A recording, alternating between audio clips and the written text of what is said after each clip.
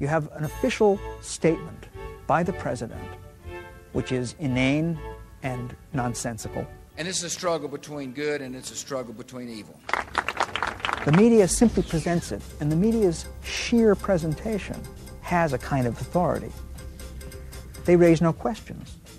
They don't make the obvious point. They don't say, wait, whoa, what are you talking about? Because I know what it means to put food on your family. Huh? What the hell was that he just said?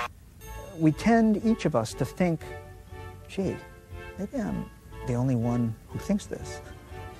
Or worse, maybe I'm crazy, you know? Yesterday, a senior government official called the President of the United States a moron. He's a friend of mine, and he's not a moron at all. Will the government hold the official who called the President of the United States a moron accountable by demanding his or her resignation?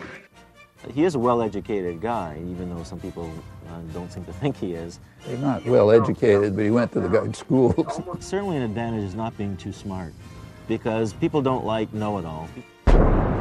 So for some people, to appear as an average Joe has a lot of benefits. Candidates are not real people. They're trained puppets. So George Bush, for example, who's an elite Yale fraternity boy, is trained to make him look like he's a Texas roughneck. So he has to say heck and gosh and, you know, put a cowboy hat on. He acts as if he's speaking to children. We cannot wait for the final proof, the smoking gun that could come in the form of a mushroom cloud. We all fall for it. I mean, are we stupid? No! Could the leader of the free world be the lowest common denominator? He couldn't be an idiot because he was elected, although some dispute that. He's not an imbecile because he hardly ever falls down. Bush is not a moron, and to call him that is grossly incorrect. Like Fubar, he knew how to play a regular guy. Like Adam Sandler, he knows how to hide his intelligence. He's a man of action. He likes war a lot. Would a smart guy play dumb to get ahead? And if so, what does that say about our world? If someone said to me I was an enormous idiot, I would say thank you very much. Well, I got the idea for my book, Ignorance is Bliss.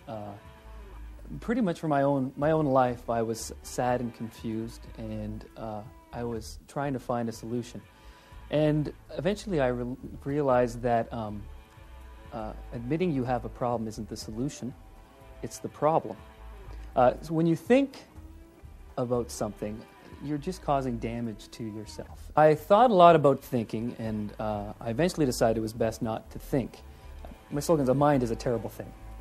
Unfortunately, since we came down from the trees, the society forces you to think at a very young age, so you have to instill a willful stupidity, which is ignorance. If you saw a herd of cows, people think cows are stupid, I think it's generally agreed.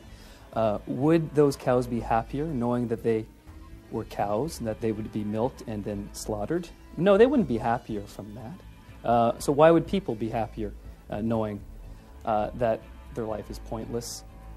It's actually thinking that's caused all the damage. You don't see fish burning coal, for example, or creating missiles.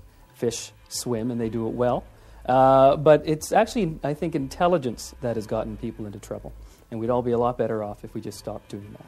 You have to retrain yourself to stop thinking, to stop wondering. And my book, of course, has a 7-step program to relieve you of thinking. And not only just thinking, emotions as well. You could be back to being a true idiot within a week. Stop thinking is the first step in my program. It's probably the simplest and the most important.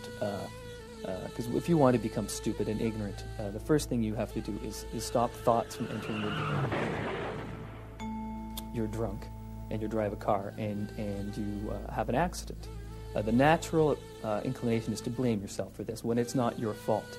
And when you blame yourself, then you start thinking again. So you have to stop that. Instead, you shift the blame to things like the bar, forcing you to drink, car companies for creating cars that can damage telephone poles, and especially the telephone companies for putting telephone poles on the road which you could run into. Once you let go of emotions and you've stopped thinking, then you have to stop feeling things like love. If you build walls, they will be stuck outside forever. Most people think that challenge is good, but challenge is bad. When children are told that they can be anything they want to be, it's just a lifetime of tragedy. They're told that they can be smart, that they can be handsome or pretty. If you go to a shopping mall and look at the children, most of them are stupid and ugly. The most important thing to do about denying is to deny to yourself that you have denied. It's a very hard mental state to be in. So once you deny something because you have to protect yourself, then you have to quickly forget that you ever denied anything. If you do manage to reach that moment of pure stupidity, you will actually never know it.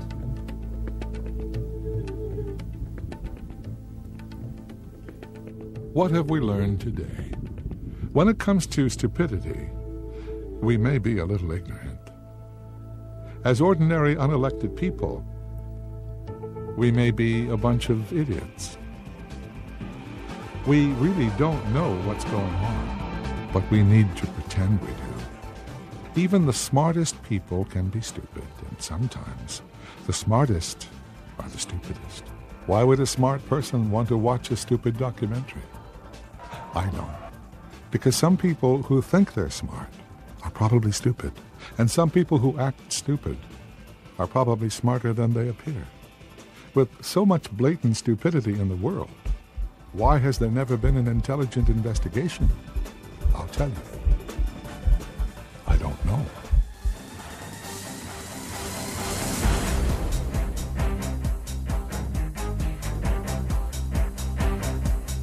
Who in the world cannot look at their life and see the stupid things that they've done? We tend to think that we're so much more evolved than we actually are, but we're not, you know? Darwin, I'm sure, still tried to convince Mrs. Darwin to have bum sex. I've done stupid things. I'm sure you've done stupid things. We're really terrified of people discovering that we're stupid. So I just admit it. And you suddenly realize how stupid you really are too often. But once you get familiar with it, it becomes interesting because you start getting more comfortable with the whole idea. It's interesting to me how ashamed most people are of just being. Just being. I shouldn't be falling into despair just because I'm stupid. Well, aren't we all? The lowest common denominators are the viewers, not television itself. First you have to, I think, as a person, just knock it off with yourself and admit what a doofus you are. Doofus at all. I was stupid. I'm stupid. Stupid. So stupid. A Moron. Dumb. Stupid. Stunned. Stupid. Stupidity. That's dumb right there. Duh. Dumb. Stupid. Stupidity. And then I think you can start to get wise then. Really?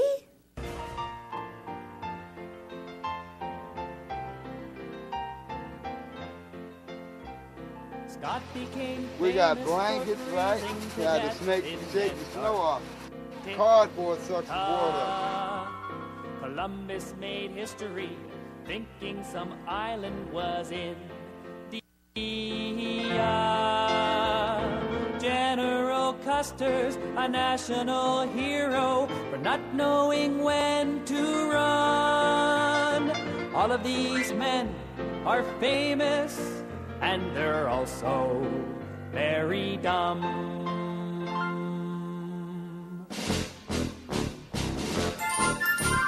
History is made by stupid people. Clever people wouldn't even try. If you want a place in the history books, then do something dumb before you die. Nobility are famous for no reason.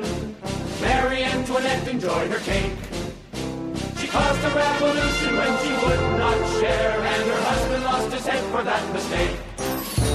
The Hindenburg was a giant zeppelin. Its makers made a minor oversight. Before they filled it up with explosive gas, they should have fixed the no-smoking light.